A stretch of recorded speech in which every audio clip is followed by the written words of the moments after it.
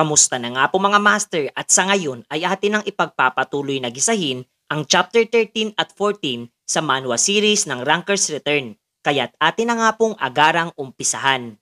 Sa lugar nga ng Aslan ay ating makikita ang isang integrated auction house habang ating masisilayan etong ating pangunahing tauhan na pinag-aaralan ang mga item na maaari niya nang maibenta at pakinabangan pa. Lumipas pa ang ilang sandali at ating masisilayang kumita na nga etong si Yunwo ng mahigit 5,000 barya na may pakonsuelo pang ang pares ng sapatos. Masaya nga rin siya sapagkat nakakuha din siya ng item mula kay Dakan. Idagdag pa nga ang pabuya na nagmula kay Raccoon na nagbibigay nga daw ng karagdagang stats sa tuwing siya ay lumalaban at pinapalakas ang kanyang fighting spirit. Kung kaniya nga daw susumahin ay kasalukuyang nasa level 60 na ang kanyang specs, sa kabila ng siya ay nasa level 32 pa lamang. Napatingin nga rin siya sa auction window at nais na maghanap ng karagdagang item na makapagbibigay sa kaniya ng dagdag attack power.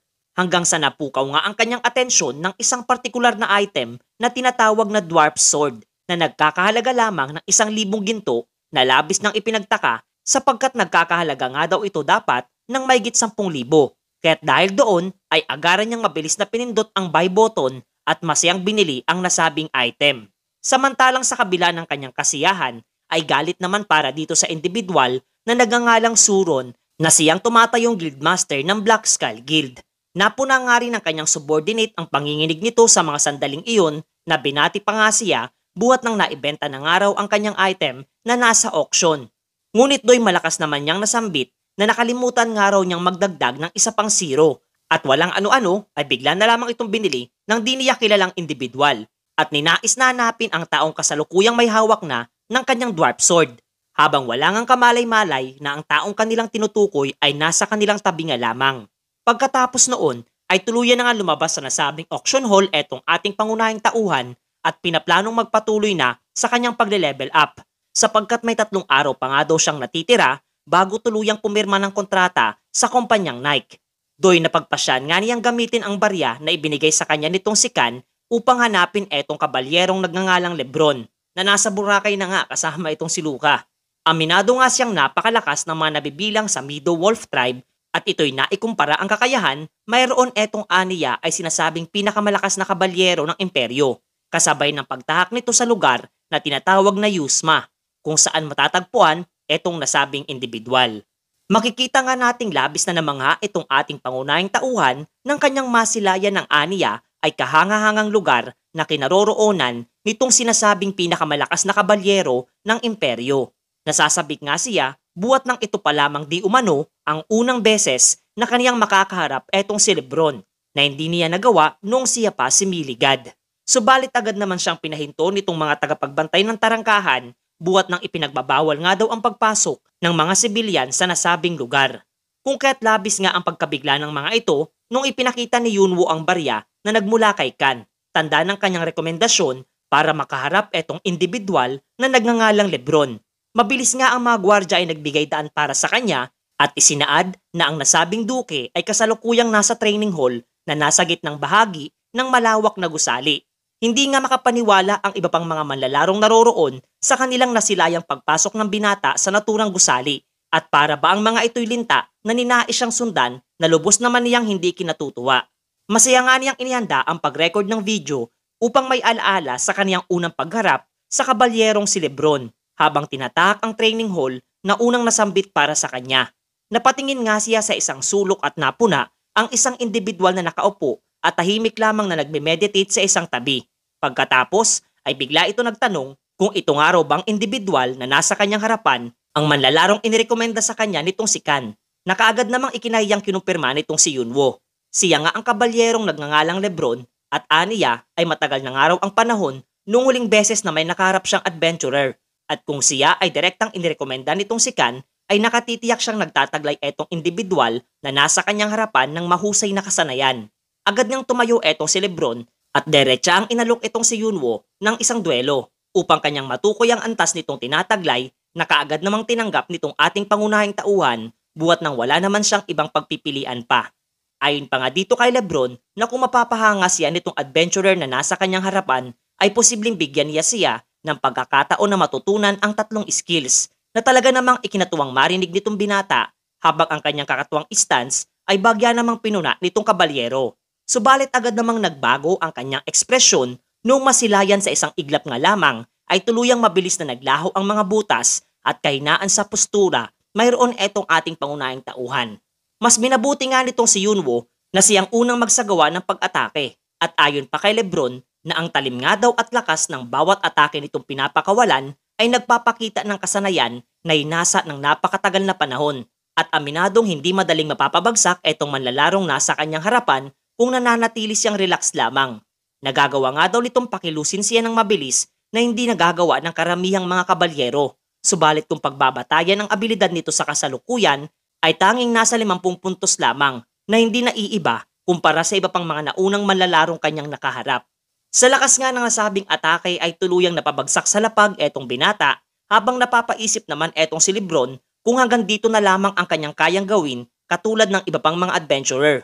Subalit kakikitaan nga ng hindi natitinag na determinasyon etong ating pangunahing tauhan na isinaad na kung hindi niya magagawang manalo ay tanging gagawin na lamang niya ang lahat ng kanyang makakaya kasabay ng pag-activate niya ng skill na bash at mabilis na tinahak ang direksyon na kinaroroonan nitong nasabing kabalyero at muling nagpakawala ng kanyang napakalakas na pag-atake.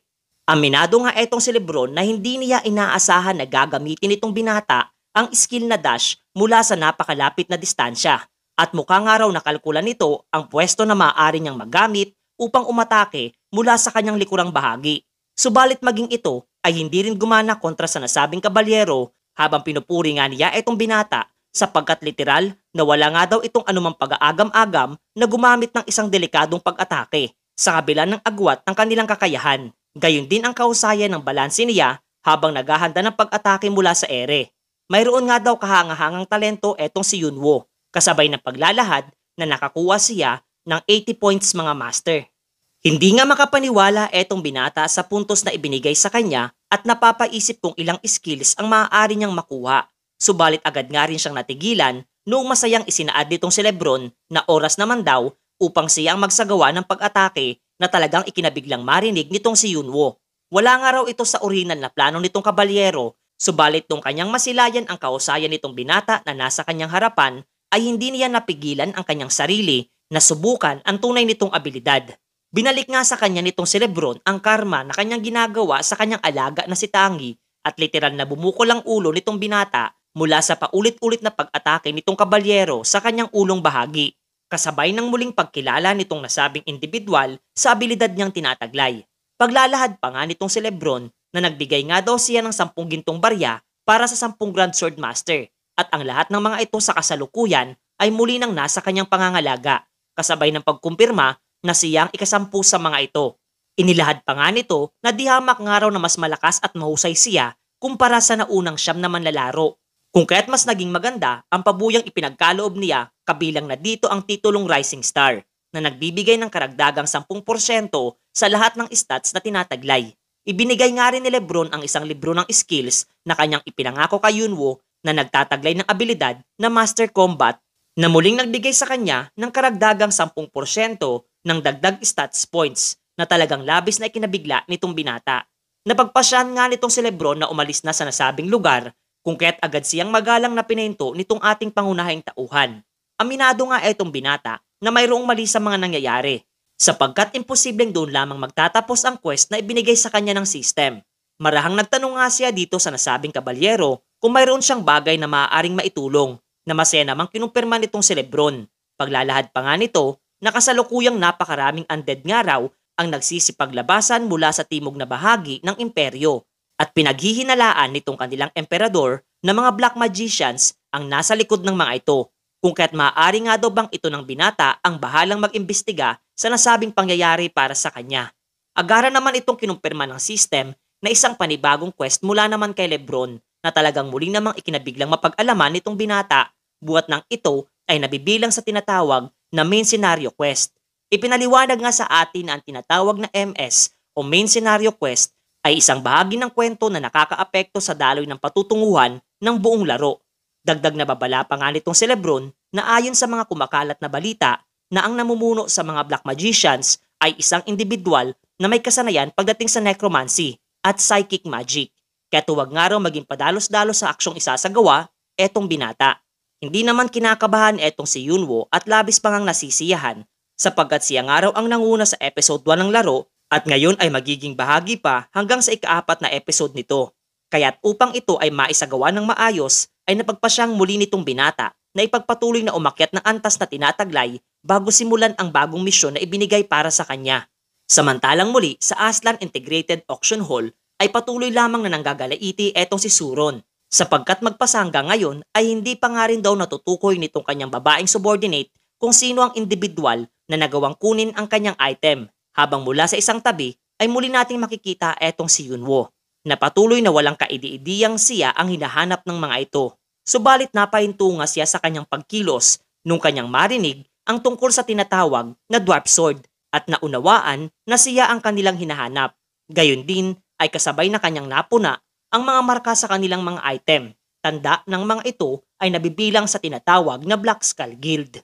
Literal nga daw na talagang hindi siya tinatantanan ng mga ito at napapaisip sa posibilidad ng pagiganti na kanilang maaaring gawin laban sa kanya. Do'y mas minabuti nga niyang pansamantalang lumabas ng laro kasabay ng paglalahad na kung kaniyang pinaplano nga raw na gawin ang tinatawag na MS ay kinakailangan muna niyang ayusin ang ilang mga gusot na kanyang kinakaharap. Seryoso nga niyang nasambit na mukha nga raw kinakailangan niyang huntingin ang lahat ng mga ito isa-isa kasabay na paghahamon sa kanila ng character deletion bets. Ngunit aminado nga siyang napakatagal na panahon ang kanyang kinakailangan bago ito tuluyang matapos. Habang do'y pumasok naman sa silid etong si Yang Chan na kapwa na po na ang bumabagabag sa kaisipan mayroon etong kanyang kaibigan. Agad nga etong nagbigay sa kanya ng magandang ideya at solusyon hinggil sa kanyang problema at iyon nga daw ay bakit hindi niya subukang mag-upload ng video na naghahamon sa kanilang lahat. Isa nga daw itong deklarasyon ng digmaan at kung pagbabatayan ang kanyang kausayan at ang bigat na mga atraso niyang nagawa sa mga ito ay tiyak na hindi nila palalagpasin ang kanyang paghahamon. Malamang nga daw na magiging isa itong magandang oportunidad upang tuluyan niyang mabura ang Black Skull Guild at hindi lamang iyon ang maaari niyang makuwang pabuya sapagkat tiyak na magiging mainit nga raw ang kanyang pangalan sa buong gaming community. Ngunit paalala naman nitong si Yang Chan na ang lahat ng ito ay mangyayari lamang kung magagawa niyang matalo silang lahat na pinagtawanan nga lamang nitong si Yunwo sapagkat aniya ay magiging almusal lamang para sa kaniya ang lahat ng mga nasabing manlalaro. Sa sumunod ngang araw ay kaagad na nagkaroon ng maingay na usapin sa mismong base ng Black Skull Guild at agarang inilahad nitong babaeng alalay ni Suron ang tungkol sa isang video na naglalaman ng deklarasyon ng digmaan sa Arena Community Board. Kanila nga itong pinanood kung saan ay ipinakita etong isang manlalaro na nakasuot ng maskara at nagpakilala bilang Ali Boss. Habang kapwa ay pinakita etong naguguluhang pagmumukha ng individual na nagmamay-ari ng karakter na Suron. Ayon pa nga sa video ay oras na upang kanyang turuan ng leksyon etong Black Skull Guild na matagal nang nagmomonopolyo sa mga hunting ground. Ayon nga raw sa kanyang pagkakaalam ay binubuo ito ng 15 executives kabilang na ang kanilang guildmaster at sa katunayan nga raw ay 2 na sa mga ito ang kanyang naidispatcha. Kung kaya tinahamon nga niya ang mga natitirang executive para sa isang character deletion bet habang kasabay na inilabas ang Dwarf Sword na mas lalong ikinabiglang masilayan nitong si Suron. Seryoso nga nitong nasambit na kung ganoon nga raw ang individual na tumalo at nagbura sa karakter ng 2 niyang executive, gayon din ang kumuha ng kanyang espada ay iisang tao lamang. Muli nga siyang bumalik sa virtual reality game na hinihintay naman ng kanyang subordinate. Ayon pa nga dito na mas mainam na huwag nang masangkot pa sa nasabing manlalaro. Ngunit seryoso namang nasambit nitong si Suron na tawagin nga daw niya ang iba pang mga executive sapagkat kanila nga daw papaslangin ang hambog na manlalarong nagdeklara ng digmaan laban sa kanilang guild mga master.